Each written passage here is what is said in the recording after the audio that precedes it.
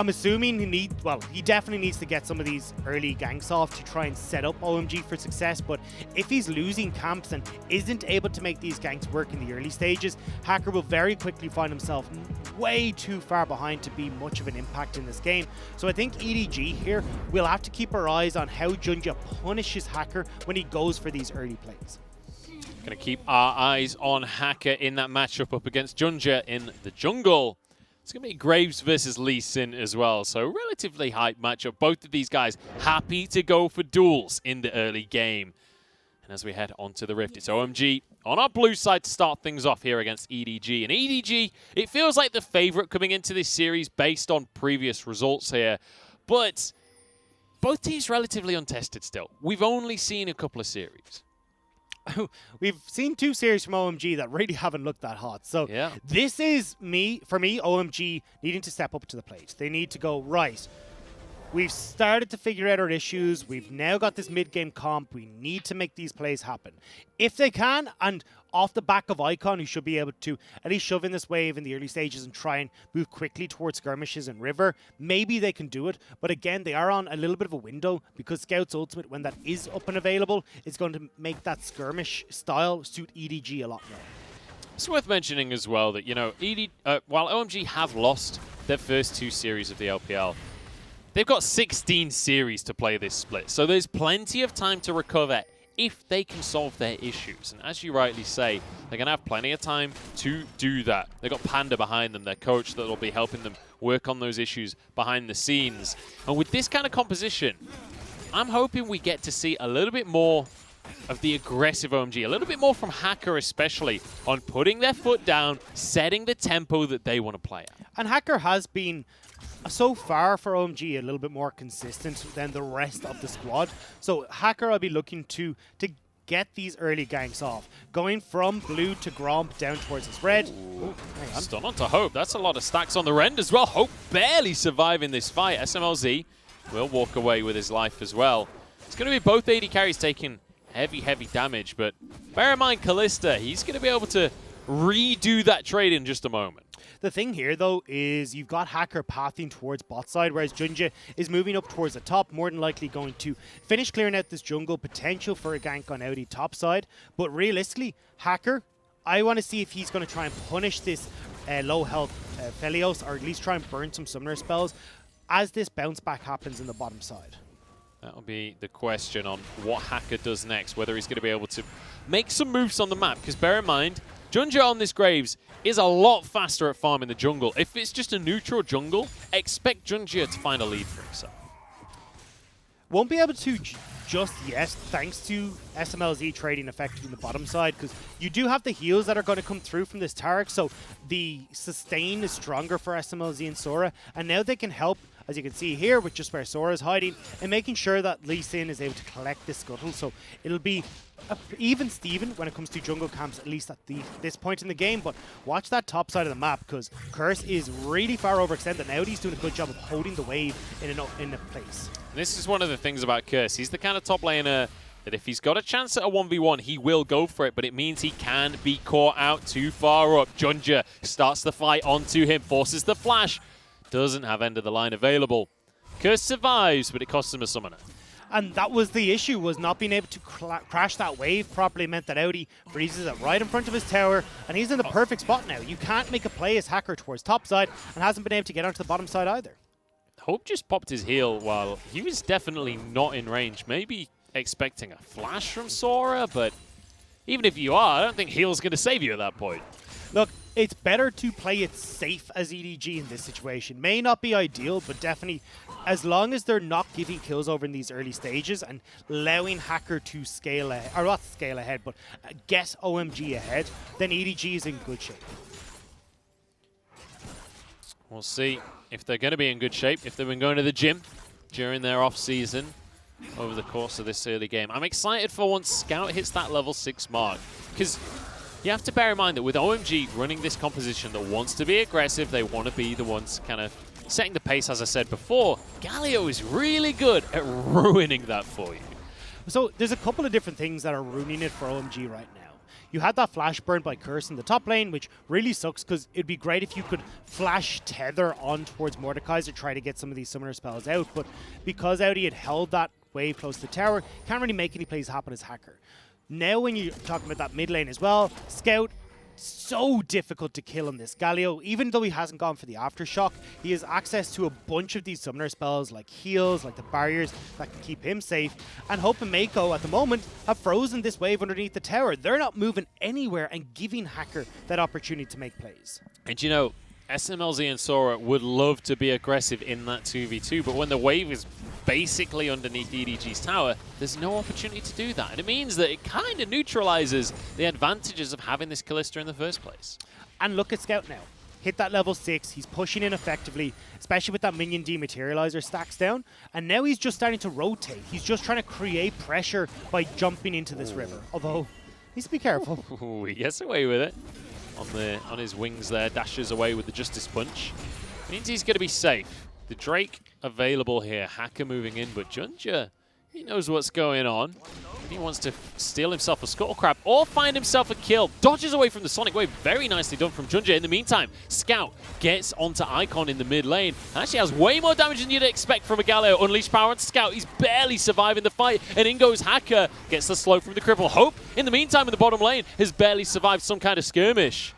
Mako forced away as well. Nobody dies, but EDG forced back. It was the flash from SMLZ. It looks like it might have been an aggressive flash with the stun, but now in the mid lane, Audi has moved down. He wants Mako's to make here. something happen for this Drake. Mako steps on forward, flashes for the stun. He's looking for a solo kill. Hacker's in trouble. Will get to a blast cone, though. He keeps himself safe. So a lot of action in the early stages, but nothing comes of it. No kills, but you're still seeing, at least for OMG, this bottom lane CS difference is really starting to ramp up. 10 at the moment. You're still losing all those creeps to the bottom lane turret as well. So SMLZ and Sora are getting advantages for OMG, even if Hacker hasn't quite been able to make it work for them so far. I'm liking this, though. These teams feeling themselves right now. They're wanting to make aggressive plays. We've got a replay at the bottom left. Stun hit. And that means that they just try and force the fight on this one. Exhaust came through just before the flash, though. So it means that SMLZ doesn't quite have the rend damage. Surprised to see Hope getting caught out by that. Usually this is a guy who's so good at keeping himself safe in the laning phase, but one missed position and Sora, the new guy for OMG, capitalizing on it. And his heal will be just about to come off cooldown. Bear in mind, he used that, obviously, when Sora stepped on forwards with the Taric. Somehow got a heal out of Hope. Had he had that heal in the fight, maybe that's a possible 2v2. Maybe not, though. We'll never know, but Scout just Justice punched into the wall right in front of him. Oh, dear. I mean, I feel like you've got enough hours on Galio, you know that that's not a thing. But either way, this is still EDG. Keeping control, making sure nothing is going too awry in these early stages. Now, though, that we've hit the 8-minute mark, you can see pings galore going down in this Rift Herald. And this is a fight that EDG will not want to take, especially as it looks like OMG moving in, trying to see if they can find a pick onto Junja. They're looking for a red buff as well. Even if they don't find Junja, at least they'll find themselves a consolation prize here. But they got a ward. They know Junja's coming. He knows his red is gone, but dodges the Scat of the Week. Very nicely done. Yeah, the second he saw his red buff gone, he knew that OMG were going to be in there. But still, OMG move over towards this Rift Herald. You are not contesting this as EDG. Instead, they're looking to make this play on the bottom side. They're looking for a fight right now. It's 2v2, but Mako definitely got the worst of that one. Scout moving down, and this is why Mako was happy to be aggressive. You say that, but OMG realized there's something fishy because Mako went that aggressive. So instead, they back away. They will give turret plates to Hope, so answering for the Rift Herald play on the top side with those plates, potentially with the Dragon as well. They're going to be able to maybe get 2 plates here with the Crescendum from Hope. He's able to just mince through that turret's health bar.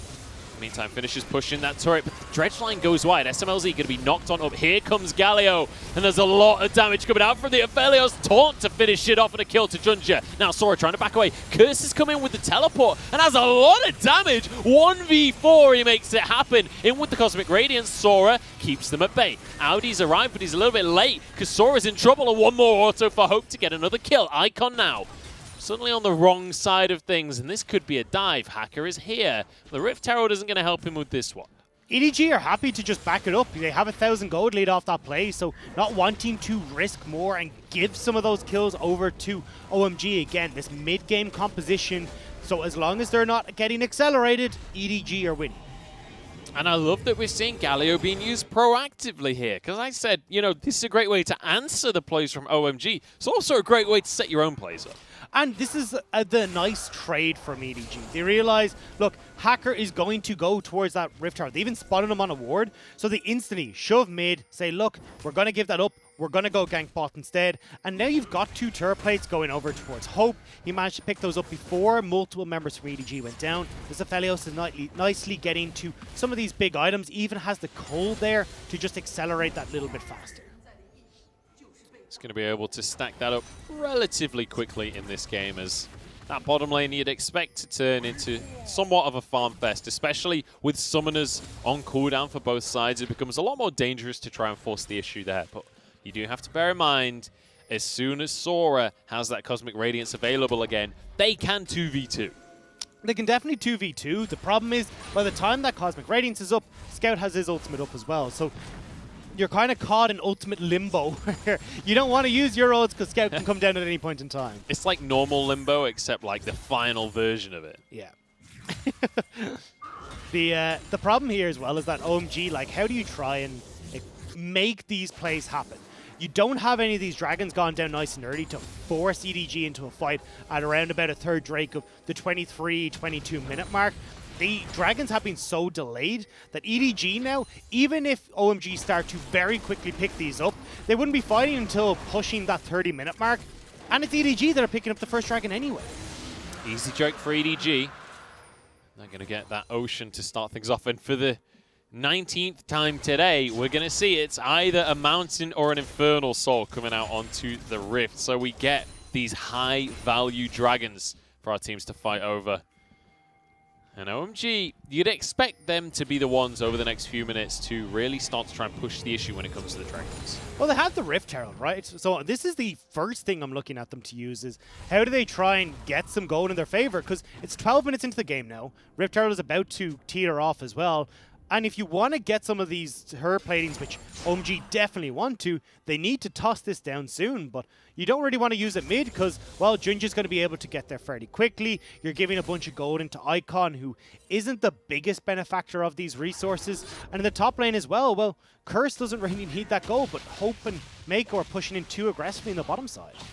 Honestly, with how little time there is available on that Rift Tower, and you can see it on the scoreboard there, I say you give it to whoever. You just get the 2 plates that it's going to get you. Give Curse, 160 gold for himself. Just get some kind of work done.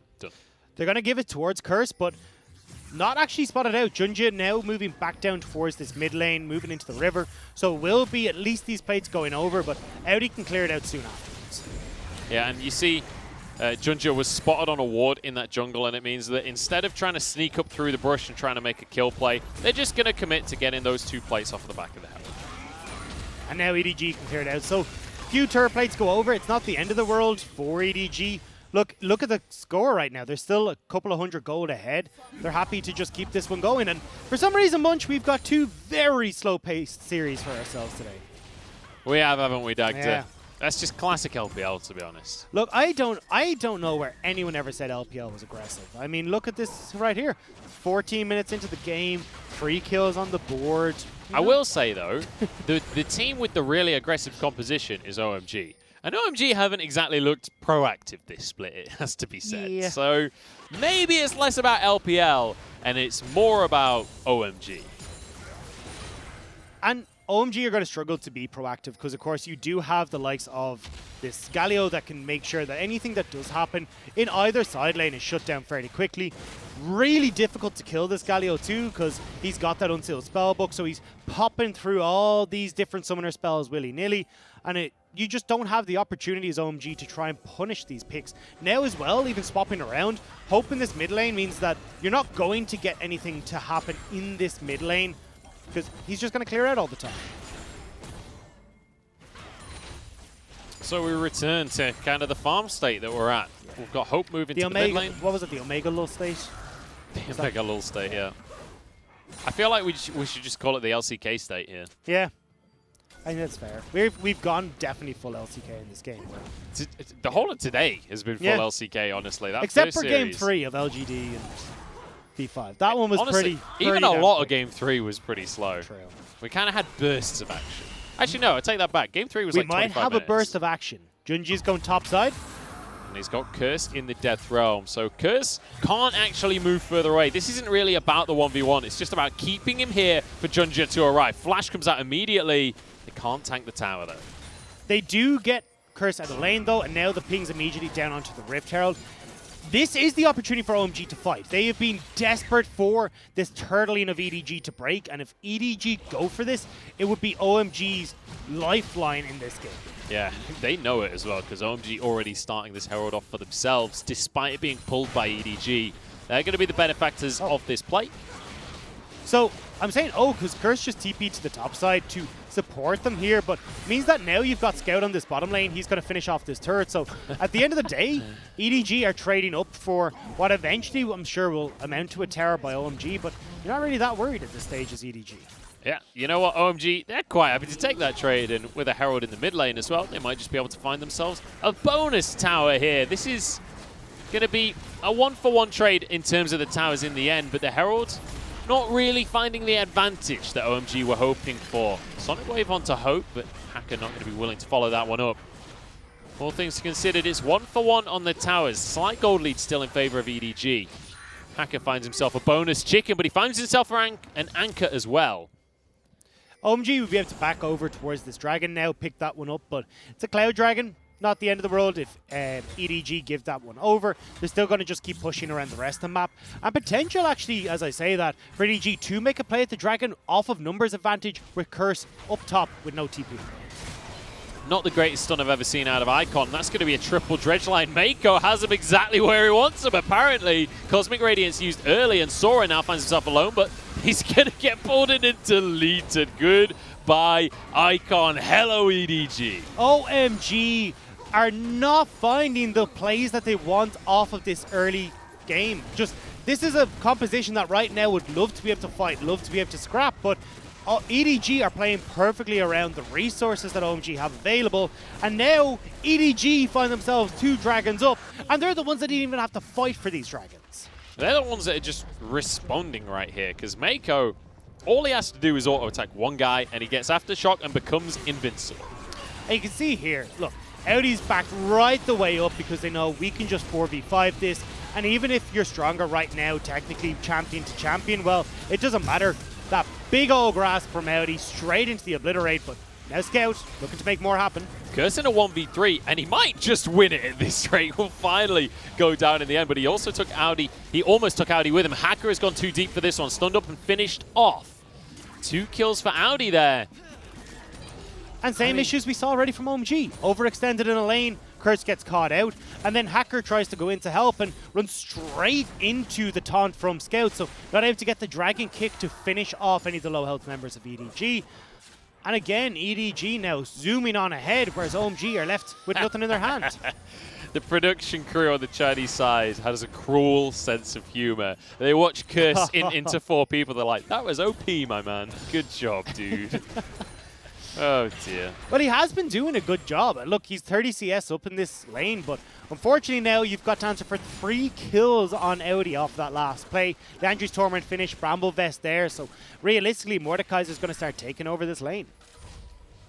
Yep, you'd expect so with that Bramble Vest just ruins everything that Curse wants to do, especially in that 1v1 matchup. Curse himself heading towards that Death Stance, so he will become very difficult to deal with during those team fights. But all things considered, let's kind of revisit these 2 compositions, because for OMG, the win condition was, you know, this point in the game. Force the fights, make things happen, win the game, snowball, right? But it's actually EDG that are the ones actually setting the tempo. It's EDG making the plays. So at this point, it's like, okay, where do OMG go from here? How do they actually win? So the thing is, OMG, as of right now, are still stronger. You're still waiting for Hope to finish off a couple more items. Same when it comes towards the Graves. He's going to be hurting quite a lot right now, but you're still waiting for EDG to scale even later into the game.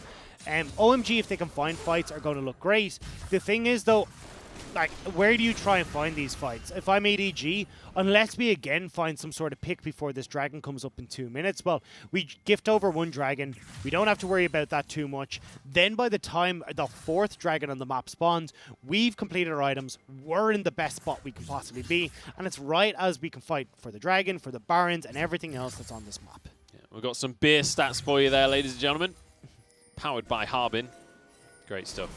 I don't know what they said, but speaking of drinking, beer. Did you know that V5 didn't win a single game single series last split? I don't know if it counts when they're not playing. Yeah, I don't know. I mean, look, we've got to find something to kind of keep things a bit. We just need a Nico lock-in. That's what we really need right now.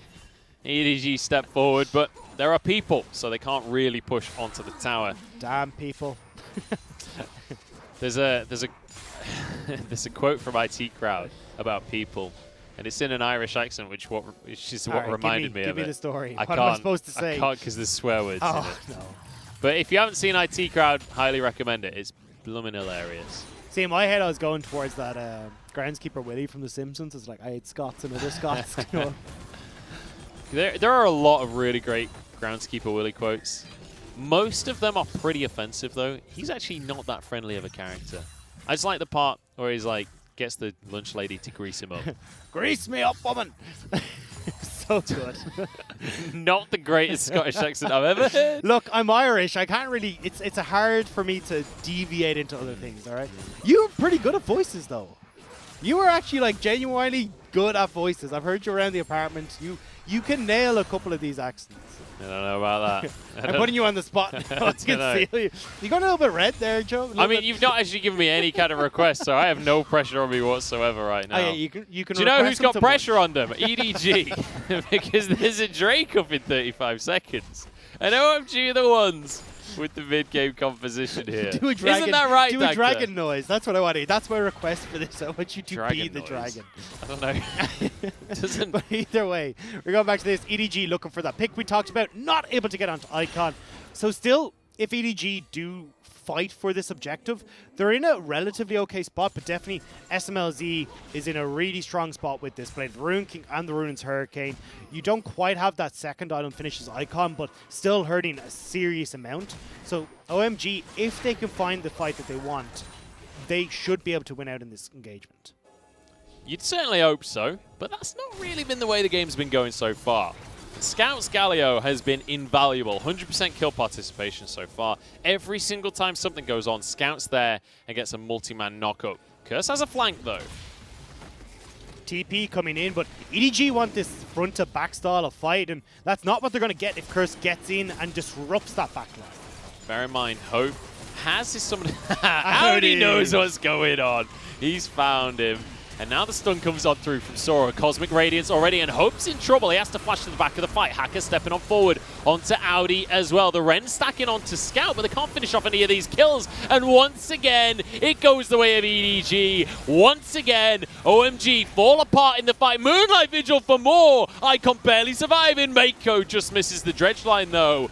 And 2 walk away here. Oh, wins a war. Not quite enough damage. That's going to be a 3rd Drake and another fight for EDG. I feel sorry for Hacker. He did such a good job on getting Hope booted into the team, and there's no one from OMG to finish him off. He flashes out in the engagement, gets the heal, and is able to turn that around. Super disjointed fight from OMG. Uh-oh. We've got an Aphelios. He's got a Crescendum. He can finish this off in about 2 seconds flat. This will be a 24-minute Baron unless Hacker or Icon can do something miraculous. Icon does have his ultimate, so it'll be on him to try and burst out Junjie, set up for Hacker, too late. But it's gone.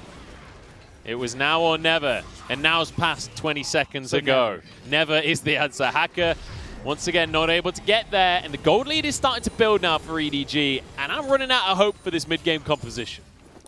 Look, it's really not been going their way. Even doubling down on it, actually looking at the Spellbinder just completed there for Icon. But you see here, look at this engagement. Great kick coming through from Hacker, but with Scout jumping on towards SMLZ, not being able to have Icon double down and kill Hope, he gets into a great position. Severin Crescendum, could you ask for better better tools in this fight? And EDG just completely wiped the floor with OMG. Yeah, these fights have been one-sided to say the least. 8-1 on the scoreboard, and I'm starting to lose faith at OMG here, to be quite honest. I know there's a lot of OMG fans out there. I know especially there's a lot of Icon fans out there, but this split, man, I don't know what happened in the off-season, but OMG are just not showing up to any of their games. Yeah, their team fighting has just been so messy. The positioning of their carries hasn't been right. They're struggling to really get these front-to-back style fights that were how they found at least a little bit of their success in spring. And unfortunately, with Icon mispositioning, SMLZ not being caught out a lot of times by this Galio as well, the simplicity of what should have been this mid-game for them hasn't come to fruition. I feel like they needed to be a bit more active earlier on in the game. They could have just forced some fights previously to this, and now EDG, they've got a Baron. They get to just walk around the map and sweep up all of this standing gold in the Tier 1 towers. A large proponent of what has been that thorn in their side, though, is Scout on this Galio. Has been involved in every single kill for EDG so far, has been doing a great job of controlling the pushing power of Icon, then getting involved in these bottom lane plays when OMG are trying to make plays towards the top or towards Rift Herald. And he's been working wonders so far in this game. And I mean, you said it during the Champion Select. There's very little you could do about it if you're Syndra against Galio, because he gets the magic shield for himself during the laning phase, so you don't really have kill threat there. But also, during the team fight, whoever you try and ult, he just immediately drops the Grand Entrance, gives them the magic shield from the Shield of Durand, and it means that you're basically neutralized. And you've got EDG now trying to drag OMG across the map. Icon has to move up towards this top lane, which means now with the man advantage that EDG have mid, they can start towards this next tower. And again, they're just rotating bot side. 20 seconds left on the Baron means they probably won't be able to get this turret, but at least they are controlling OMG and scaling so far. What was a very small gold lead, 1 to 2,000, has now scaled up to that 7,000. This will be the 5th tower they get with this Baron buff, if they are able to finish it off, and they will be able to do so. That is a humongous Baron power play. They're now, what, 7,000 gold ahead of their opponents? This is very rapidly becoming an impossible game for OMG. And look at the items that are being picked up as well. So you're going to have Hope backing now. He'll finish off his Phantom Dancer. Has that GA, oh, well, sorry, the stopwatch at least portion of the GA there. Going for the consumable there as well. No, swaps it out in the end, but there, you can already see that EDG, at least the thought process there when you're going towards some of these elixirs is, okay, well, we're going to finish this off of this next fight. That's why we're investing 500 gold in these elixirs, and I don't see why that wouldn't be the thing, because look at EDG. They're about to fight for this Infernal Dragon. They are so strong right now that OMG need a miracle play if they're hoping to contest. And you just take a second here before the Drake's fight starts, if OMG even fight for it here. Look at the compositions and you think, how on earth are EDG 3 dragons to 0 at this point in the game? That is not how this game should have worked. And we said it to begin with. Hacker could have played down towards SMLZ and Sora, started getting these dragons, but we were 12 minutes into the game before the first dragon went down. What's going to be cleared by both sides in the mid lane. OMG completely stacked up here, but they don't have position on the dragon, and Scout's found a flank. Dodges the stun from Sora, gets a 4-man taunt into everything. Look at the combo from EDG. This is what we wanted to see. This is the old EDG back with a vengeance. Now Curse, he'll fall as well, and it's magnificent. EDG front to back late game fights. They're fighting SMLZ. Yeah, SMLZ exhausted, finished off. Easy pickings for Scout right here. They don't need the Infernal Soul. They won the game. And we said it. Next fight was going to be it for EDG. They find that fight. They find the game. And EDG looking strong against OMG. Scout looking amazing. We said that was the head-to-head Scout against Icon, and it's not even close. He lost his 100% kill participation though, 2-0 and 10 in the end, but magnificent performance on this Galio, and this is why Galio has been rising in pick priority. And it was control from start to finish by EDG, and OMG really not getting off to the start that they wanted. Not finding these objectives meant that there was no reason for EDG to try and fight.